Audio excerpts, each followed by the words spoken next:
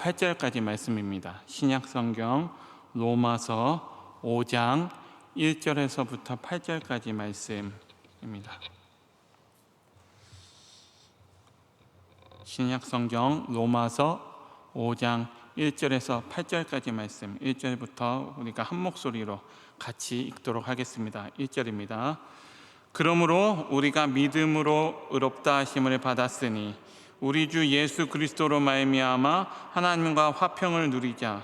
또한 그로 말미암아 우리가 믿음으로 서 있는 이 은혜에 들어감을 얻었으며 하나님의 영광을 바라고 즐거워하느니라. 다만 이뿐 아니라 우리가 환난 중에도 즐거워하나니 이는 환난은 인내를, 인내는 연단을, 연단은 소망을 이루는 줄 알미로다. 소망이 우리를 부끄럽게 하지 아니함은 우리에게 주신 성령으로 말미암아 하나님의 사랑이 우리 마음에 부은 바 됨이니 우리가 아직 연약할 때에 기약대로 그리스도께서 경건하지 않은 자를 위하여 죽으셨도다. 의인을 위하여 죽는 자가 쉽지 않고 선인을 위하여 용감히 죽는 자가 혹 있거니와 우리가 아직 죄인 되었을 때에 그리스도께서 우리를 위하여 죽으심으로 하나님께서 우리에 대한 자기의 사랑을 확증하셨느니라. 아멘. 네, 오늘도 다들 공휴일을 맞이하여서 이제 선거도 하시고 산으로 들러 이제 휴가도 즐기러 나가시고 했는데 이렇게 수요 저녁 예배를 기억하셔서 이렇게 함께 기억하셔서 이렇게 함께 나와서 예배함에 정말 말씀의 은혜를 나눌 수 있음에 정말 감사를 드립니다. 오늘은 그리스도로 말미암아라는 제목을 가지고 함께 하나님의 말씀을 나누려고 합니다. 오늘 우리가 읽은 말씀은 우리가 로마서 말씀을 읽었는데요. 이 로마서를 쓴 사도 바울은 로마 교회를 한 번도 방문하진 않았지만 이방인의 사도로서 하나님께로부터 그 받은 복음을 증거하고 싶어 했습니다. 그래서 로마서 오늘 우리가 읽진 않았지만 1장 17절에 보면 이렇게 나와 있습니다. 내가 복음을 부끄러워하지 아니하노니 이 복음은 모든 믿는 자에게 구원을 주시는 하나님의 능력이 됨이라. 첫째는 유대인에게요 또한 헬레인에게로다. 복음에는 하나님의 의가 나타나서 믿음으로 믿음에 이르게 하나니 기록된 바 오직 의인은 믿음으로 말미암아 살리라 라고 기록하고 있습니다. 저는 이 고백이 이 로마서 1장 16절 17절의 이 고백이 바로 사도 바울이 로마서를 쓴 이유라고 생각을 합니다.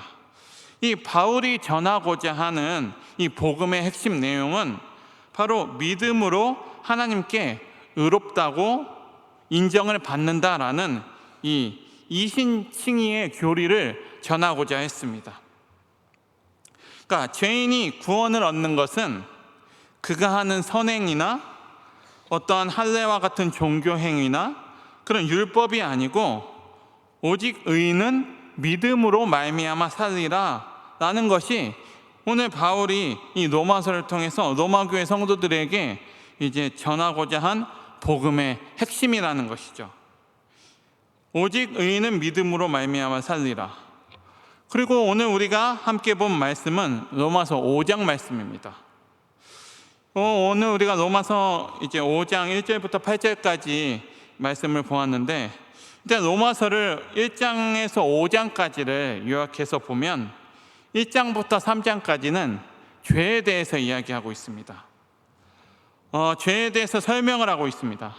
모든 인간은 다 아담의 원죄에 의한 죄인이라고, 모든 인간은 다 죄인이라고 이렇게 죄인이라고 이야기하면서 시작을 하고 있습니다. 그리고 이어지는 4장에서는 구약의 믿음의 위인들을 예로 들면서 그들은 믿음으로 구원을 받았다라고 이야기를 하고 있습니다. 그래서 4장 1절부터 보면 아브라함이 나오고 있습니다. 아브라함은 이 유대인에게나 기독교인에게 가장 적합한 믿음의 본이 되는 인물입니다. 4장 1절에 아브라함이 나오고 있는데 그들의 역사에서, 이스라엘의 역사에서도 가장 본이 되는 인물 중에 하나입니다. 그런데 이 아브라함이 어떻게 구원을 받았느냐라고 질문을 하고 있습니다. 사도 바울은 이렇게 얘기하고 있습니다. 아브라함이 하나님을 믿음에 그것이 그에게 의로 여겨진 바 되었느니라 라고 이야기하고 있습니다. 이 말씀은 창세기 15장 6절 말씀을 인용한 것입니다. 아브라함이 믿음으로 구원을 받았다라고 선포를 하고 있는 것입니다. 이스라엘 민족들이 믿음의 조상이라고 여기고 있는 이 아브라함도 의롭게 된 것이 행위가 아니라 믿음으로 구원을 받았다. 아브라함도 믿음으로 구원을 받았다라고 이야기하고 있는 것입니다.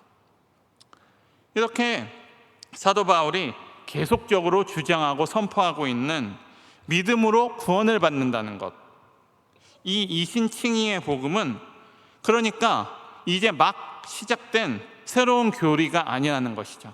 바울이 처음 얘기하는 것이 아니라는 것입니다. 구약 때부터 쭉 이어져 내려온 것이라는 것이죠. 오늘 우리는 로마서 오늘 본문 5장 1절에서 8절까지 함께 보았습니다.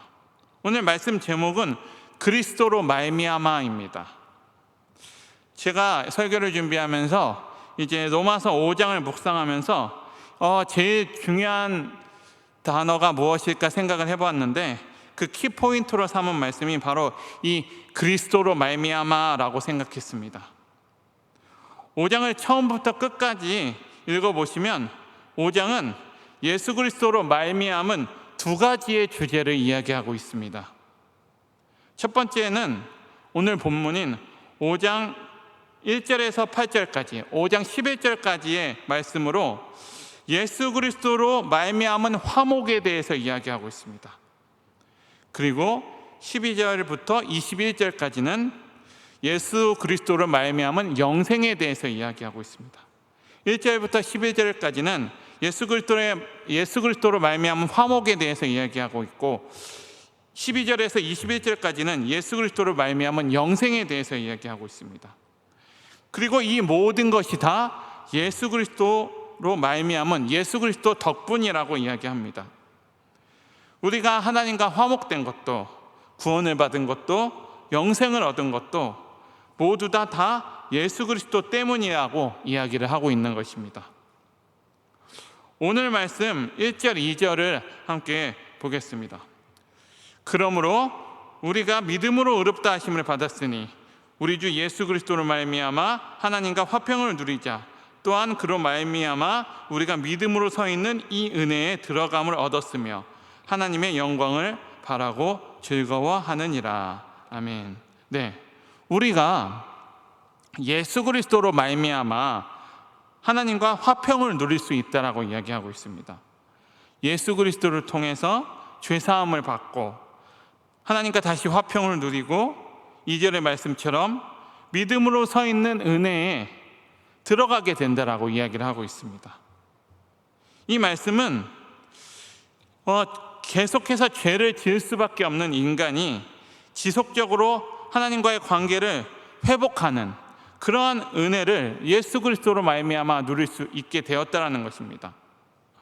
죄 때문에 그 원죄 때문에 하나님께 나아갈 수 없는 인간이 그런 죄에도 불구하고 그리스도로 말미암아 하나님께로 나아갈 수 있게 되었다는 것, 그것이 은혜이고 그것이 우리에게 주신 은혜입니다. 그리스도로 말미암아 그렇게 된 것입니다. 그리고 이어지는 말씀처럼 구원을 받은 우리들은 그 하나님의 영광을 바라고 즐거워해야 합니다. 하나님과 같은 마음을 품는 것입니다. 그것은 이 세상의 만족이 아니라 하나님의 영광을 위해서 헌신하는 삶이라고도 할 수 있습니다. 그렇게 저와 성도 여러분들이 다 그리스도로 말미암은 축복을 누리는 저와 여러분들이 되시기를 간절히 소원합니다. 그런데 여러분, 이렇게 그리스도로 말미암아 하나님과의 관계가 회복되고 하나님의 영광을 바라고 즐거워하는 자들에게는 고난이 있습니다. 3절 4절을 우리 한번 같이 보겠습니다. 3절 4절을 보면 다만 이뿐 아니라 우리가 환난 중에도 즐거워하나니 이는 환난을 인내를, 인내는 연단을, 연단은 소망을 이루는 줄 알미로다. 아멘. 네, 우리가 믿음으로 살아도 우리에게는 여러 가지 환난과 고난이 찾아옵니다. 개인적인 환난이나 또는 이 코로나19 같은 인간이 어찌할 수 없는 환난이 우리에게 찾아옵니다. 하지만 우리가 방금 읽은 말씀처럼 이러한 환난이 결코 그리스도인들을 좌절시킬 수가 없습니다. 왜 그럴까요? 방금 말씀에서 읽은 것처럼 그리스도인들은 환난 중에도 즐거워하기 때문입니다. 다시 말하면 그리스도인들은 환난 중에도 그 안에 하나님께서 주시는 기쁨이 샘솟는다라는 말입니다. 사랑하는 성도 여러분, 못은 때리면 때릴수록 깊이 들어가는 것처럼 그리스도인들에게는 고난이 주어지면 주어질수록 하나님과의 관계는 더 깊어지게 됩니다. 또 우리가 방금 읽은 말씀에 고난이 그리스도인들을 좌절시킬 수 없는 이유를 설명하고 있는데, 고난이 그리스도인들을 좌절시킬 수 없는 이유가 무엇일까요? 그것은 바로 하나님이 주시는 소망이 있기 때문입니다. 오늘 좀 전에 우리가 말씀 읽은 것처럼 환난은 인내를 만들고, 인내는 연단을 만들고, 연단은 소망을 이루기 때문입니다. 하나님이 우리에게 주신 이 소망 때문에 우리는 환난 중에서도, 고난 중에서도 즐거워할 수 있다는 것이죠. 그런데 여러분, 이 연단이라는 단어의 뜻이 무엇인지 아시나요? 이 연단이라는 단어, 제가 정확한 뜻이 궁금해서 국어사전을 한번 찾아보았습니다. 찾아보니까 이 연단이라는 단어의 뜻을 찾아보니 이렇게 나와 있습니다. 쇠붙이를 불에 달군 후 두드려서 단단하게 함. 두 번째 뜻으로는 몸과 마음을 굳세게 함. 이렇게 나와 있었습니다. 그러니까 이 연단이라는 단어를 잘 풀어서 설명하면, 환난과 핍박을 잘 통과한 경력이라고도 볼 수 있는 것 같습니다. 몸과 마음을 굳세게 하고 쇠붙이가 불에 달궈져서 단단하게 된 상태를 연단이라고 하는 것처럼, 잘 풀어서 설명을 하면 이 환난과 핍박을 잘 통과하는 경력을 우리는 연단이라고 할 수 있는 것입니다. 또 영어 성경으로 보니까 이 연단이라는 단어를 캐릭터라고 표현했습니다. 왜 이 연단이라는 단어를 캐릭터라고 표현했을까? 이 캐릭터는 인격이라는 뜻인데 왜 연단이 인격일까? 되게 궁금했습니다. 그런데 이 말씀을 보면서 이 전체적인 의미를 생각해 보니 이해가 되었습니다. 사랑하는 성도 여러분, 대장장이는 뜨거운 쇠를 두드려서 자기가 원하는 모양으로 만듭니다. 대장장이가 그 뜨겁게 달궈진 쇠를 두드려서 자기가 원하는 모양으로 만들어 가듯이, 마찬가지로 하나님께서는 하나님이 원하시는 인격체로 우리들을 시련을 통해, 고난을 통해 우리를 다듬어 가십니다. 하나님이 원하시는 인격체로 다듬어 가시기 때문에, 그리고 이렇게 다듬어지는 과정이 바로 연단이기 때문에 이 캐릭터, 인격이라는 뜻의 이 캐릭터의 단어라고 표현이 된 것입니다. 다시 말해서 이 연단은 세상적인 고생과 세상적인 경력이 화려한 사람이 아니라 우리의 대장장이신 하나님이 만들어 가시는 인격으로 변화되는 사람이 이제 연단을 통과한 사람이라는 것이죠. 연단은 하나님이 만들어 가시는 인격으로 변화되는 것입니다. 이렇게 연단을 거친 사람들은 하나님이 주시는 온전한 소망을 가지고 살아갈 수 있다는 것이죠. 그렇기 때문에 하나님의 마음을 품은 사람은, 이 연단을 거친 사람은 고난도 소망이고 환난 가운데서도 소망을 잃지 않는다라는 것입니다.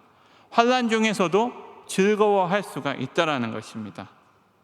이렇게 즐거움으로 하나님의 연단을 거쳐서 성숙해가는 저와 여러분들이 되시기를 간절히 소원합니다. 아멘. 계속해서 오늘 말씀 5절에 보면 우리에게 주신 소망, 하나님이 우리에게 주신 이 소망이 부끄럽지 않은 이유를 설명하고 있습니다. 5절을 한번 같이 보겠습니다. 5절에 이렇게 나와 있습니다.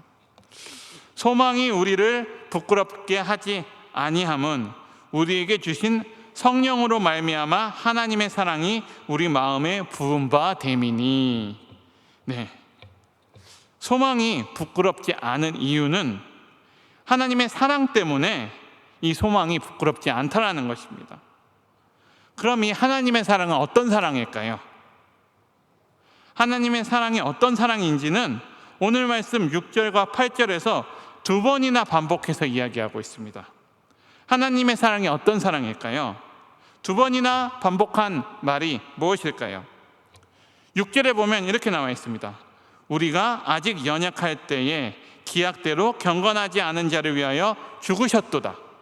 또 8절에 보면 우리가 아직 죄인 되었을 때에 우리를 위해 죽으심으로, 이렇게 나와 있습니다. 바로 하나님의 사랑은 그리스도께서 우리를 대신해서 죽으셨다라는 말씀입니다. 경건하지 않은 자를 위하여 죽으신 하나님의 사랑, 우리가 아직 죄인 되었을 때에 우리를 위해 죽으신 하나님의 사랑, 이 사랑 때문에 연단을 통해서 오는 소망이 우리에게 전혀 부끄럽지 않다라는 것입니다. 하나님이 우리를 위하여 죽어주신 그 사랑 때문에 그 소망이 부끄럽지 않다라는 것이죠. 이어지는 8절의 말씀에 보면 우리가 아직 죄인일 때 우리를 위하여 죽으심으로 우리에 대한 하나님의 사랑을 확증하셨다라고 이야기하고 있습니다. 그리고 중간 7절에 보면 의인을 위해 죽는 자가 쉽지 않고 선인을 위해 용감히 죽는 자가 혹 있다라고 말씀하고 있습니다. 사랑하는 성도 여러분, 예수님이 우리를 위해서 죽어주신 것이 결코 쉬운 것이 아니라는 것을 이야기하고 있는 것입니다. 이 말씀은 하나님의 아들이신 예수님이 우리를 위해 쉽게 돌아가신 것이 아님을 우리에게 이야기하고 있는 것입니다. 여러분, 우리가 어떤 사람을 위해 헌신할 때 자기가 망하면서까지 헌신하는 사람은 없다라는 것이죠. 자기가 도울 수 있는 범위 안에서 도울 수는 있어도 자기가 망하면서까지 도와주지는 않는다라는 것입니다. 그런데 그럼에도 불구하고 어떤 경우에는 자신의 생명까지도 아끼지 않고 다른 사람의 생명을 구하는 경우를 우리는 가끔 볼 수가 있습니다. 간혹 있습니다. 우리가 여름 휴가철에 TV 뉴스를 보면 어떤 사람이 물에 빠진 사람을 구하러 들어갔다가 빠진 사람은 구출하고 그 구하러 들어간 사람은 살지를 못했다라는 그런 뉴스를 가끔 접하게 됩니다. 여러분, 가족을 위해서 죽음을 각오하는 것도 쉽지 않은 일인데 모르는 사람을 위해서 그 물에 뛰어 들어가는 것은 정말 쉬운 일이 아닙니다. 하지만 하나님께서는 우리를 위하여 죽어주셨습니다. 그리고 그 오늘 말씀은 예수 그리스도가 우리를 위하여, 우리를 대신하여 죽어주신 때가 어떤 때인지를 강조하고 있습니다. 하나님이 우리를 위하여 죽어주셨는데 하나님이 우리를 위하여 죽어주신 때가 어떤 때인가, 그때가 어떤 때인지를 강조해서 이야기하고 있습니다. 6절을 보겠습니다. 6절에 보니까 하나님이 우리를 위하여 죽어주신 때가 이때입니다. 우리가 아직 연약할 때에 기약대로 경건하지 않은 자를 위하여 죽으셨도다. 우리가 아직 연약할 때에 우리 위해 죽으셨다라는 것입니다. 우리가 아직 연약할 때라는 것은 우리가 아직 경건하지 않은 사람이었다라고 이야기하는 것입니다. 연약하다, 경건하지 않다라고 하는 말씀은 단순히 육신이 연약하다는 말씀이 아니고 연약하다, 경건하지 않다라는 이 말뜻은 이것은 전적으로 하나님의 법을 지킬 능력이 없는 상태였다라는 것을 이야기하고 있는 것입니다. 우리가 연약할 때라는 것은 그냥 육신이 연약한 상태가 아니라 우리가 전적으로 하나님의 법을 지킬 능력이 없는 상태, 하나님이 기뻐하시는 것을 전혀 행할 능력이 없는 상태를 이야기하는 것입니다. 죄를 지어서는 안 된다는 것을 알면서도 계속해서 죄를 짓고 죄를 이길 능력이 없는 상태를 이야기하고 있는 것입니다. 이때 우리의 삶은 경건하지 않는 삶이었습니다. 이때 우리는 아직 연약할 때였습니다. 이 경건하지 않은 이라는 뜻을 다른 말로 하면 하나님이 없는 이라는 뜻입니다. 그래서 언제나 우리는 죄인이라는 것이죠. 그런데 우리가 죄인이었을 때, 우리가 연약할 때, 하나님 없이 살아가는 경건하지 않은 자가 육신의 연약함으로 온갖 범죄에 사로잡혀 있을 때에, 그때에 하나님은 자기 아들을 우리를 위하여 죽게 하셨다라는 말씀을 우리에게 주신 것입니다. 여기서 우리는 다시 한번 하나님의 사랑을 깨닫게 되고 우리 인생을 향하신 하나님의 약속을 보게 되는 것입니다. 하나님의 사랑을, 그 크신 사랑을 다시 한번 깨닫게 되는 것입니다. 우리가 좀 전에 읽은 6절 말씀에 아직이라는 말이 나왔는데 8절에도 있습니다.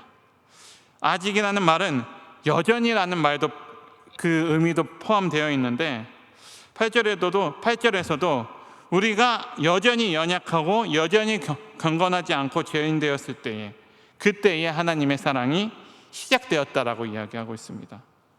여전히 세상을 사랑하고 여전히 제멋대로 살아가고 있을 때, 그때에 하나님의 사랑이 시작되었다라는 말씀입니다.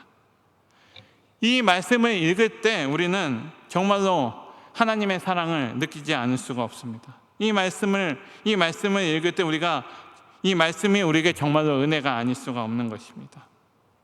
그리고 그 하나님의 사랑은 약속을 맺음으로 시작되었습니다. 우리가 정말로 중요하게 보아야 할 단어가 6절 중반에 있습니다. 그것은 바로 기약대로입니다. 우리가 아직 연약할 때에 기약대로 경건하지 않은 자를 위하여 죽으셨도다라고 이야기하고 있습니다. 하나님의 약속이 있었다라는 것입니다. 구제불능의 인간이 제멋대로 하나님을 떠나서 살아가고 있을 때 하나님은 우리를 구원하실 계획을 세우고 계셨던 것입니다.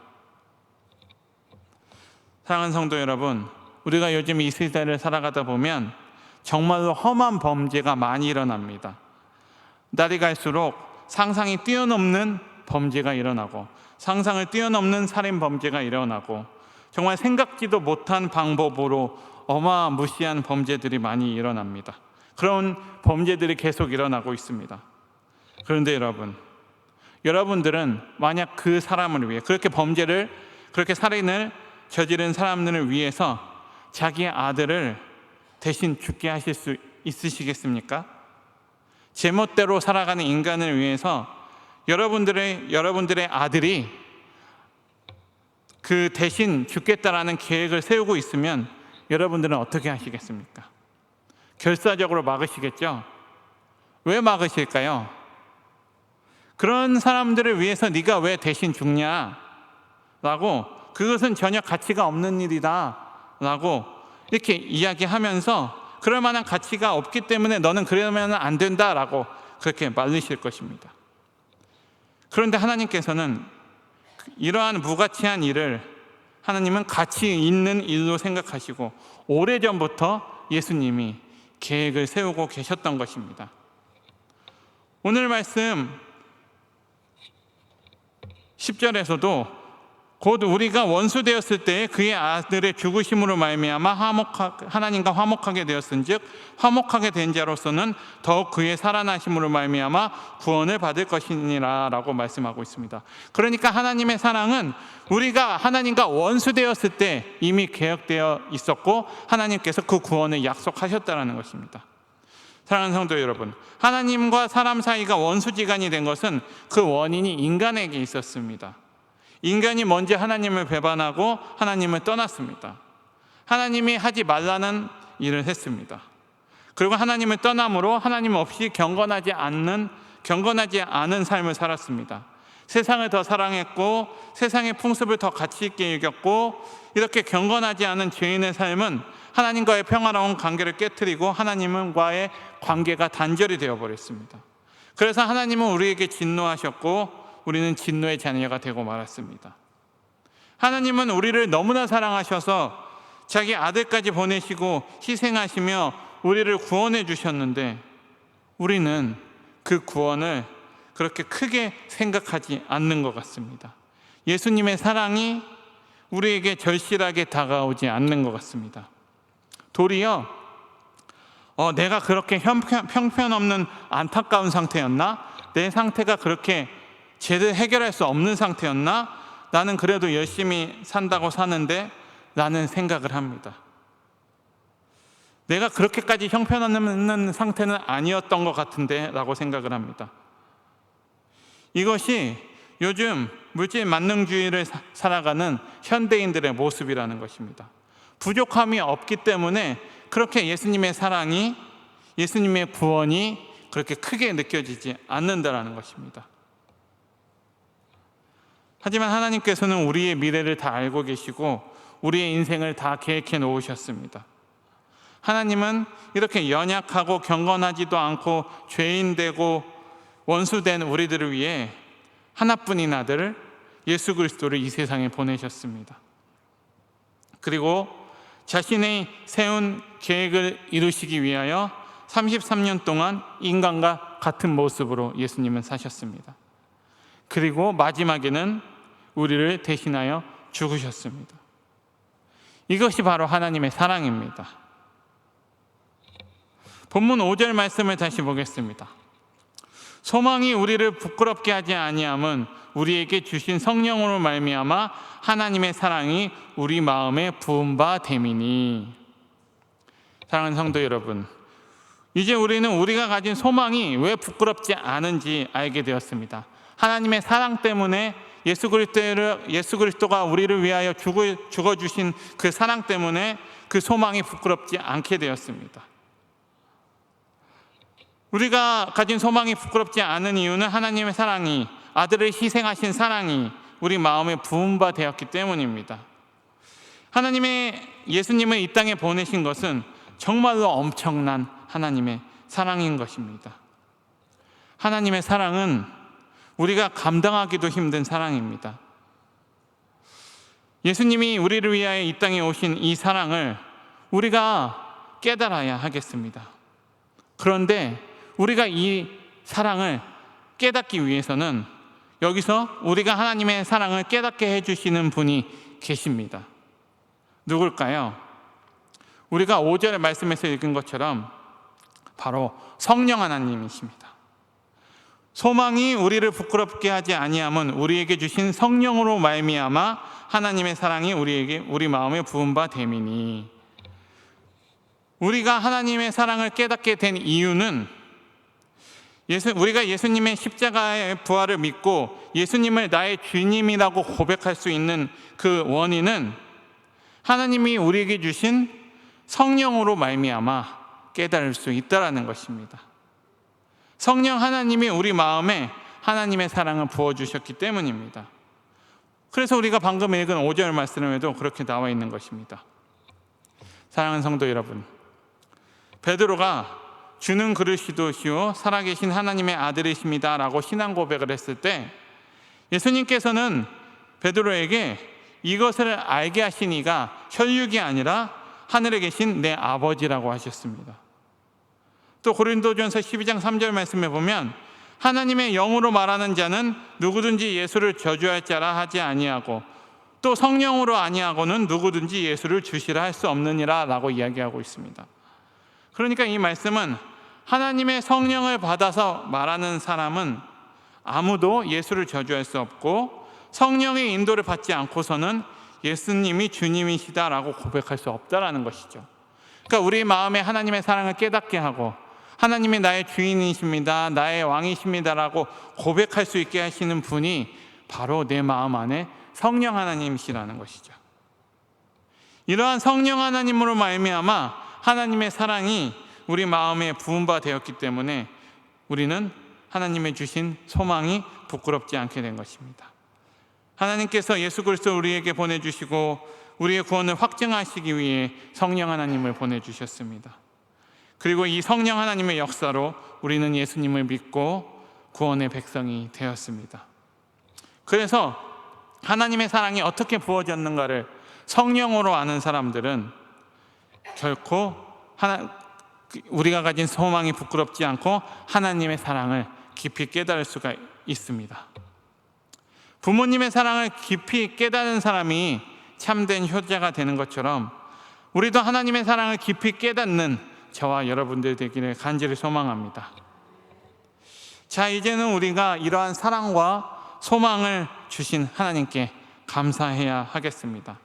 그리고 우리가 이 세상에서 이 소망을 부끄럽게 여기지 않는 것을 증명해야 합니다. 하나님이 내 마음에 주신 이 사랑과 소망을 이제 가지고 증명해야 된다는 것입니다. 그리고 이렇게 증명하는 방법도 오늘 말씀에 나와 있습니다. 그것은 설교 초반에도 말씀드렸지만 고난이 찾아왔을 때 믿음으로 이기는 것입니다. 고난이 찾아왔을 때 하나님이 주신 소망으로 이기는 것을 보여주는 것입니다. 고난을 즐기는 것입니다. 그리고 이 고난이 지나면 하나님의 소망의 나라에 이를 것이라는 이 소망 때문에 오히려 이 고난을 즐거워하는 것입니다. 이것이 바로 그리스도인입니다. 그래서 우리 그리스도인들은 작은 일에 분을 내고 그것을 못 참아서 문제를 일으키는 사람들이 아닙니다. 도리어 억울한 일을 당하여도 기쁨으로 견디며 그들이 회개하기를, 그들이 주님께 돌아오기를, 원수들을 힘들지만 예수님의 이름으로 축복하는 것이 바로 그리스도인입니다. 우리가 그렇게 할 수 있는 이유는 내가 하나님과 원수되었을 때에 예수님이 먼저 우리를 사랑해 주셨기 때문입니다. 하나님이 나를 사랑하셔서 자기 아들까지 아끼지 않으신다라는 그 사실을 기억할 때 우리는 우리 곁에 있는 원수 때문에 이를 갈지 않을 수 있다는 것입니다. 내가 경건하지 않을 때에 나를 사랑하셔서 대신 죽으신 하나님의 아들의 그 사랑을 믿는 사람이 우리 주변의 형제와 자매의 잘못과 실수에 대해서 냉정할 수 없다는 것이죠. 그래서 우리가 정말로 하나님의 사람으로서 형제자매를 사랑하기 위해서 우리에게 요구되는 것은 하나님의 사랑으로 용서하는 것입니다. 우리가 사랑하는 힘든 이유도 용서를 하지 못하기 때문입니다. 바로 이러한 용서가 우리에게 일어나지 않기 때문입니다. 하지만 여러분, 그것이 말처럼 쉬운 일이 아니죠. 원수를 용서하라는 그 말은 정말로 쉽지 않은 일입니다. 하지만 바라기는 우리가 하나님의 사랑을 받은 자로서 우리가 경건하지 않았을 때 하나님께서 우리를 위하여 사랑해 주신 그 사랑을 기억하면서 그 하나님의 사랑을 받은 자로서 내가 어떻게 하나님의 사랑으로 그 형제 자매들을 사랑해야 할 것인가를 생각해 보는 저와 여러분들이 되었으면 좋겠습니다. 사랑하는 성도 여러분, 하나님께서는 무가치한 인생을 가치 있는 인생으로 만드신 하나님의 사랑이 우리의 삶을 통해서도 드러나기를 원하시고 계십니다. 주위에 내가 사랑하기엔 역부족인 사람들이 계십니까? 여러분들이 참기엔 정말 너무한 그런 사람들이 있습니까? 정말 어렵고 내 뜻대로 되지 않지만 인내는 연단은 소망을 이룹니다. 쉽지 않겠지만 그 사람을 위해 할 수 있는 모든 축복을 보내시기 바랍니다. 그렇게 할 때 하나님의 사랑이 우리 가운데 온전하게 될 것입니다. 또 그렇게 할 때 세상의 모든 사람들이 우리를 보고 우리가 진정한 그리스도인인 것을 알게 될 것입니다. 마지막으로 11절을 보면 이렇게 나와 있습니다. 그뿐 아니라 이제 우리로 화목하게 하신 우리 주 예수 그리스도로 말미암아 하나님 안에서 또한 즐거워하느니라. 아멘. 자, 이렇게 우리가 우리 주변에 있는 용서하기 힘든 사람을 용서하고 그렇게 화목하게 하신 우리 주 예수 그리스도로 말미암아 이제 우리는 하나님 안에서 기뻐해야 한다라고 11절에 이야기하고 있습니다. 마지막으로 우리는 이렇게 화목하게 하신 예수 그리스도로 말미암아 즐거워해야 합니다. 웨스트민스터 소요리 문답 첫 번째 질문은 이렇게 나와 있습니다. 사람의 제일 가는 목적이 무엇인가? 라고 묻고 있습니다. 그에 대한 대답은 사람의 제일 가는 목적은 하나님을 영화롭게 하고 그분을 영원히 즐거워하는 것입니다. 라고 이야기하고 있습니다. 하나님을 영원히 즐거워하는 것이 사람의 제일 가는 목적이라는 것입니다. 그래서 그리스도인은 주변의 모든 것이 무너져 내리더라도, 낙심할 상황이 우리에게 오더라도 하나님 한 분만으로 즐거워할 수 있는 사람들입니다. 참 어렵습니다. 하지만 그분 안에서 세상이 줄 수 없는 영원한 생명이 약속되어 있고, 하나님 안에서 하나님이 환난을 이길 수 있는 힘과 소망을 우리에게 주시기 때문에 우리는 이겨내고 즐거워할 수 있다는 것입니다. 그래서 저와 여러분들 안에 이와 같은 즐거움, 하나님이 주시는 소망으로 인한 즐거움이 자리 잡고 있기를 주님의 이름으로 간절히 원합니다. 아멘. 그럼 이제 말씀을 정리하도록 하겠습니다. 사랑하는 성도 여러분, 예수 그리스도로 말미암아 하나님과 화목된 사람들에게는 은혜로운 삶도 있지만 고난도 있습니다. 하지만 이러한 고난은 그리스도인들을 결코 좌절시킬 수 없습니다. 왜냐하면 하나님께서 우리에게 주시는 소망이 있기 때문입니다. 그리고 우리가 이 소망이 결코 부끄럽지 않은 이유는 그것은 우리에게 주신 성령 하나님으로 말미암아 하나님의 사랑이 우리에게 쏟아 부어졌기 때문에 우리가 알 수 있는 것입니다. 하나님의 사랑은 우리가 아직 연약하고 경건하지 않고 죄인되고 원수된 인간들을 대신하여 자기 아들을 죽게 하심으로 우리에게 그 사랑을 보여주셨습니다. 우리에게 그 사랑을 확증해 주셨습니다. 그리고 더 큰 사랑으로 우리에게 그 성령 하나님을 보내셔서 그 구원의 사실을, 하나님의 사랑을 믿게 해주셨습니다. 그 사실에 감사하며 살아가는 우리 모두가 되길 간절히 원합니다. 그리스도로 말미암아 성령 하나님의 인도하심으로 살아가는 우리 평강교회 성도님들이 다 되시기를 간절히 소망합니다. 아멘. 이 시간 오늘 말씀을 붙들고 합심하여 기도하길 소망합니다.